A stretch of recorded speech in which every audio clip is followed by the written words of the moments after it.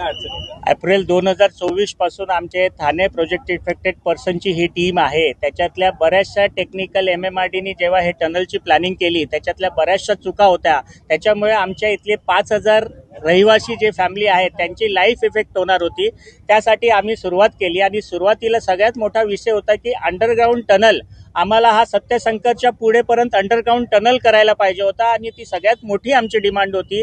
गेल्या 1.5 वर्षाच्या लढ्यात आमच्या आदरणीय उपमुख्यमंत्री एकनाथ शिंदेजी आणि ठाण्याचे खासदार नरेश मस्केजी आणि ह्यांच्या सहयोगाने आमचं अंडरग्राऊंड टनलची जी पहिली मागणी आहे ते सत्यशंकरपर्यंत क्लिअर झालेली आहे. दुसरी मागणी आमची अशी होती की मग हॉलिंगचा जो विषय आहे त्याच्यासाठी त्यांनी आम्हाला प्रपोज केलं होतं की कन्व्हेअर बेल्टचा आमचा सुरुवातीपासून विरोध होता. आमचं असं म्हणणं होतं की एकदा TBM मशीन आतमध्ये गेल्यानंतर तुम्ही आधी आमची टेल कंप्लीट करा सत्यशंकरपर्यंत, ज्याच्याने आमची लाईफस्टाईल वरून व्यवस्थित मेंटेन राहील आणि अंडरग्राऊंड टनल खालून तो काम टनलचा चालू राहील 3 वर्ष 4 वर्ष, ज्याच्याने आमची लाईफस्टाईल डिस्टर्ब होणार नाही. त्यासाठी आमचे प्रोजेक्ट इफेक्टेड टीममध्ये आमचे टेक्निकल पर्सनमध्ये भिडे काका, शरद वारसकरजी, प्रसन्न मुजुमदारजी, त्याचबरोबर ढाणेजी असे 4-5 जे रिटायर्ड MMRD MSRDC ह्याच्यातले मोठ्या पोस्टवर राहिलेले ज्यांनी अटल सेतूचं काम केलं त्या टीम आणि MMRDची टीम मिळून ह्याच्यावर वर्किंग करत होते की whether tail can be completed first before starting of the tunnel. तर त्याच्यावरती वर्किंग केल्यानंतर असं लक्षात आलेलं आहे की टेल पूर्वी कंप्लीट करू शकत नाही.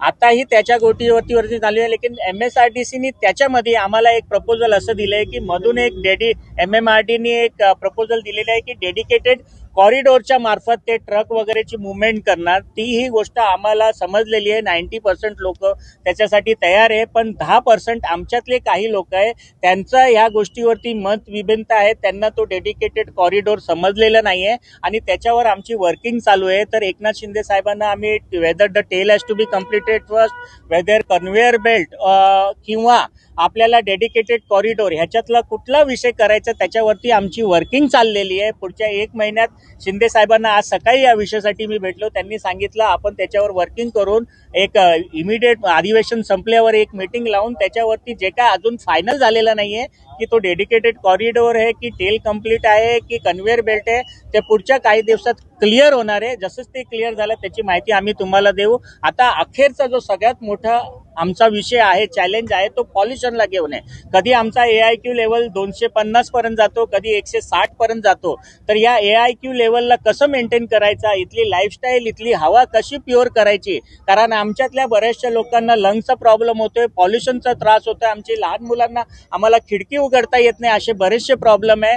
त्याला घेऊन फक्त मेजर प्रॉब्लेम MMRDAचा हा टनलचा कॉन्ट्रॅक्टर नाहीये. त्यांना आम्ही जे काय सांगितलं होतं, साहेबांनी जे आदेश दिले होते त्याप्रमाणे ते त्यांचे नॉर्म सगळे फॉलो करतायत आणि सध्या त्यांचा असा कुठलाच विषय नाहीये की ज्याच्यानी माती वगैरे ओढली पाहिजे.